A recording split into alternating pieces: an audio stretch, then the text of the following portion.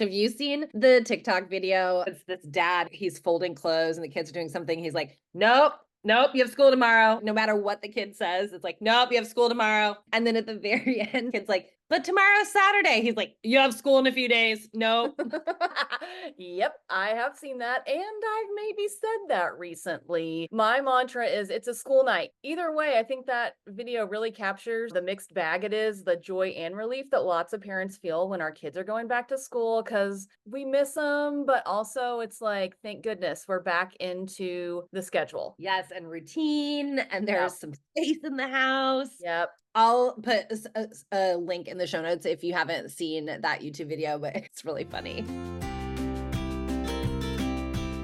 Welcome to Parenting Neurodivergent Humans. I'm Dr. Morgan Beidelman. I am a clinical psychologist, former school psych, former teacher, neurodivergent myself, and parent to two humans, one of whom is neurodivergent. And I'm Breann Colpitts. I'm a school psychologist turned social coach for twice exceptional kids. I'm a mom to a couple neurodivergent kids and a late realized ADHD human, which means I'm double blessed with autism and ADHD. Thanks for being here. We're so glad you're here. We definitely need to talk about how if you are neurodivergent, there's an extra neurospicy layer to going back to school. There's a huge one, especially if you are a neurodivergent parent like me. I am remembering and just realizing there's so many things that I have to do. So I have to dust that back to school parent hat off. I should probably dust other things in my house too, but that's an aside. And just remembering now I got to pack lunches. Now I got to think through getting the water bottles filled. I got to coach my kids on what's going on for the day or the week or who's picking them up from school. Just all the things. It is a lot. The demand for my prefrontal cortex and all the executive functioning, which is already a challenge, Dr. Morgan, it just increases so much. It's a lot. Yeah. And never mind all the forms you have to fill out. Oh God, trying to forget that. I was forever the person that they were stopping and being like, we don't have your whatever form. Just insert any form here. And I'm the person to turn it in. Oops.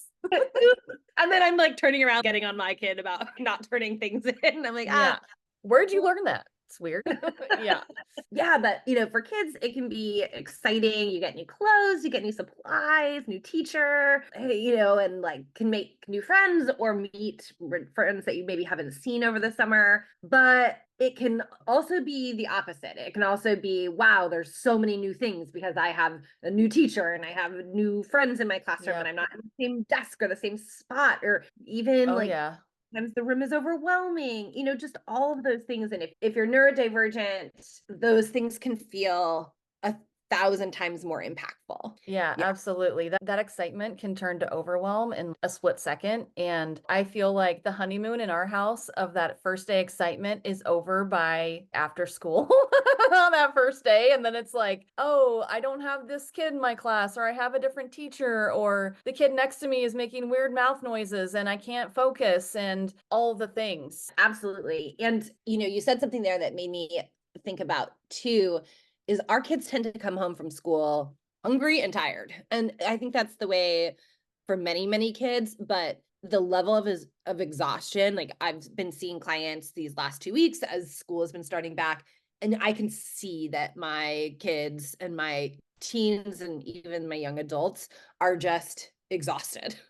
Absolutely. Somebody the other day was like, I slept 15 hours last night. I was like, oh my gosh. Can confirm. Same thing over here. Yeah. So let's dig a little deeper here. Figure out how we can support neurodivergent kids and families with this back to school madness. I mean, we've kind of talked a little bit about why it feels so extra hard. There's sensory impacts, there's changes that, I always say that our kids take a little bit longer to adjust to the temperature in the room. And so that ramp onto school, where some kids, it's by the end of that first day or at least the first week are oh, okay, I'm back in the swing of it. I often expect our kids, our adults, to need a couple of weeks to really make that transition back to school and to just level set that this is going to be a process, that for a couple of weeks, we're probably not going to be our best selves. And that's okay. Totally. Yeah. One way that I have been supporting my kids with the after school mask off situation. So if you're raising a high masking kid, one way to know that, if you're like, what is that? It means that your kids are kind of camouflaging all day to try to fit in and ride the social waves of the ups and downs that are happening. And it's taking all of their mental stamina. And so when they are coming home, it might be like a Jekyll and Hyde situation where at school they're one way and at home they just fall apart. They just melt down and they need support. And so one way that I'm supporting my kids, I try to have snacks in the car. I don't know if your kid's a bus rider, maybe they walk, maybe they're after school. So think about this for your own situation. But for me, have to pick my kids up. And so I have like a little variety of flavors, textures. I make sure there's some protein in there. Try to have a lot of different options for them because I know that they maybe didn't have time to eat all their lunch, or they got distracted or overwhelmed, or so-and-so's mouth noises were putting them in a triggered spot. And so they could not rest and digest during that lunch period. So trying to have almost like a second lunch for them in the car has been a good way that I support my kids. Yes, and I did pick up, I also did something similar. Yours are way cuter and way more but my kids are grown now, and when they were kids, we did something similar, but we would decide, is this ride like a talking ride, a radio ride, or is it a silent ride? And we would just ask at the very beginning. And usually I could tell by their faces after a while, like, especially like one of my sons in particular was really the reason we had that ritual in the car. But I thought that was actually really nice. And I actually find myself to this day, I'll get in the car by myself and I'll ask myself if this is a silent ride or music. I love that. It's so smart to tune in to like your own capacity for things and for sensory input. I love that. And I think, thinking about that, so we're thinking about the after school part, but like supporting our kids to have the things they need while they're in school, like with supplies. I know you've put a lot of lists together and really thought through this. I guess, let me just ask you, like, what advice do you have for parents who are trying to help meet some of their kids' neurospicy needs while they're in school? They're not there with them. So one is that I really recommend emergency food supplies. Our kids are burning fuel even if they're sitting in a desk all day. And that's true for all humans, obviously. But our kids, because a lot of times the environment is stimulating, sometimes overstimulating, there's a lot going on, they're actually burning more. They're getting hungry faster. And lunch is not always an ideal time for them because Right. so overwhelming. Often it's like 15, 20 minutes and it's loud in there and you're worried about getting a seat and there's smells and there's just a lot going on. And so I notice that our kids tend to be hungry at other times during the day. So I often encourage parents to have some bars that their kids like, that they always just have a couple in their backpack. And I suggest pre-stocking it like on a Sunday so that you don't have to think about it to do it every day. That's overwhelming. The other thing is a lot of backpacks have like a bazillion pockets. That is just a recipe for losing things in my world. So getting a backpack that has just a single pocket or two pockets is really great. You have a child who's in classes that rotate. So sometimes upper elementary, but certainly middle school and high school. A lot of times our kids really struggle with organization, and having multiple binders, a binder for every class, can be really, really hard. And you'll know because you open it up and it's a science binder and there's notes for every subject in Right. it. Too much to manage. Too much to manage. And so I often just say, get one, have one notebook, maybe two notebooks, and then have folders that are dedicated to the type of work. If it's done, it's in one folder. If it's kind of a work in progress, it's in one folder. And then it's like, turn this in, it's in another folder, 3 folders. And it's focused on how we're using that work, not what work, is another one that I find pretty helpful. I love those. I love those ideas. So I'm a mom of some younger kids. They're in elementary school. And so thinking about things that have helped them, noise canceling headphones, sometimes that's a thing to keep in your backpack or keep in your cubby at school that you can use to stay focused. Sometimes kids need fidgets that aren't going to, my husband's a teacher. I could tell a whole story right now. I won't, about a kid who has these wild fidgets that doesn't quite understand how to use them without distracting the class. So I think when you're thinking about the right fidgets for your kids, maybe it's like a little sticker, pop-it sticker that you put on your notebook or even your water bottle to give kids a little something. There's also the jewelry, like the jewelry that you can chew on.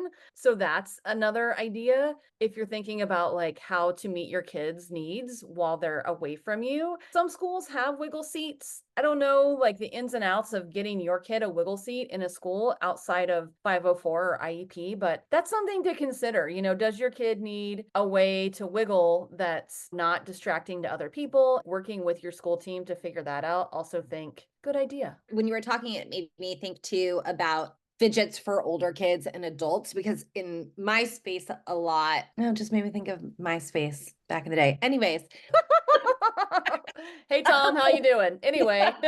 Anywho, a lot of my people are at an age where they are not wanting to stand out. They don't want to differentiate themselves from their peers, or they're in the workplace and they don't, they're looking for things that are kind of don't particularly stand out. And so I talk a lot with people about how anything can be a fidget if you need it or want it to be. Like, my son used to twirl his pen like in this certain way. It would drive me crazy because it would fly all over the place. But you can use a pen, or you can, a lot of times I talk to people about their like getting rings and having it be just a little bigger so you can twist it. That's not going to really stand out, but that need in a way that is not going to help have you really stand out. Or even just putting like a couple of things in your pocket and being able to kind of move them around in your pocket. I've done it with beans where nobody knows that they're in there, but it just gives you something to fidget and move. And again, not going to stand out really. That reminds me that I have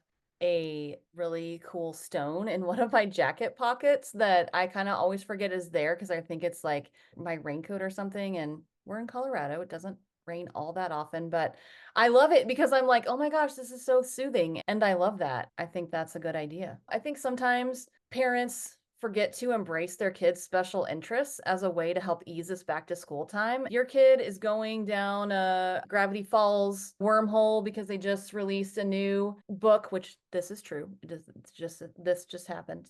Let them recover from their school day and this crazy back to school season with some extra time doing the things that they love. So if you need to like listen to more Godzilla facts, which may or may not be a real life thing happening to me right now, that's okay. Like, just make space for that, because I think the special interests are what bring us back into baseline. It's like a thing that helps our nervous system recover from a day of school and all these transitions that we haven't had, probably all summer, and getting back into the routine, embracing those special interests, not as a way to hold things over your kid's head or that type of rewards and punishment situation, but just let them get into their stuff. That's going to be such a support for their nervous system to come back into that window of tolerance and be chill. Yep, absolutely. It can also just be a way, exactly what you said, like to recover and to help them feel good about something. Sometimes the school day is not where our neurodivergent people feel the most successful. And so coming home and being able to dive into an interest of theirs,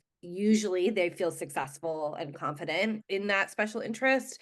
And everybody deserves to feel confident and happy and capable. And sometimes our kids don't feel that way at school, or it takes a heck of a lot of effort to perform in the way that is expected in most public schools. Absolutely. Yeah, and then I just invite you to remember that this is a process. Set expectations low. I recently did a TikTok just to remind myself to keep expectations low. My kids have already been in school for almost a month, but I know like other schools are just kind of getting back into it. So just remember, keep expectations low. And if you are back into it like me, it's okay to reset. It's okay to be like, hey, I've evaluated, and you know what? We can have more screen time after school. Or yes, we can go get a Slurpee after school today because you got through this day, which was just a Wednesday. But sometimes it's hard to get through the midweek or just every day. So I think it's okay to change course, lower your expectations, even if you have them in a certain place and you're like, you know what? Let's take a few things off the plate. It's okay. You can do that. Yes.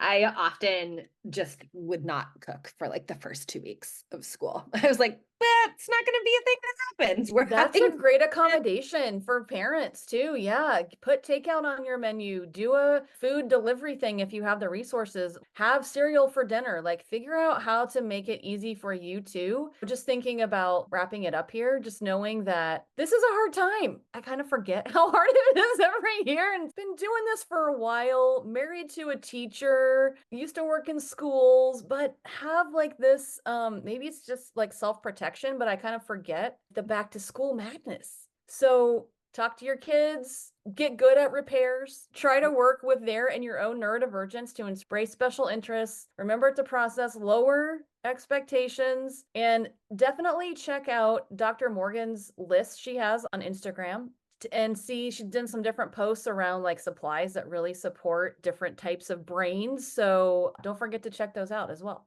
And know that it will get easier. Like as you keep going, you will fall into that rhythm and that routine. It's probably just going to take a little bit longer than you remember it taking because our brains have a good way of wiping that from our memories, but it will get there. And so lower the expectations, give yourself a break, and hang in there.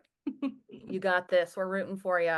Thanks for listening. We'll have another episode next Tuesday where we're going to be talking about picking your battles, knowing which ones you should pick up and which ones you should put down. Make sure to subscribe so you don't miss that. And if you feel like you're vibing and you want to follow along and be part of our community, you can find us each on Instagram. Dr. Morgan is at Dr. Morgan Beidelman, and I'm Breann, and I'm over at It's Breann Colpitts. And if you have a question or a topic you want us to cover, send us a note. You can message us on Instagram, or you can always use the Google form that'll be in the show notes. See you next Tuesday. Thanks for being here.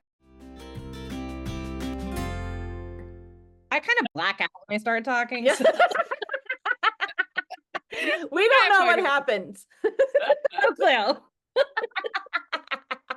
Oh God.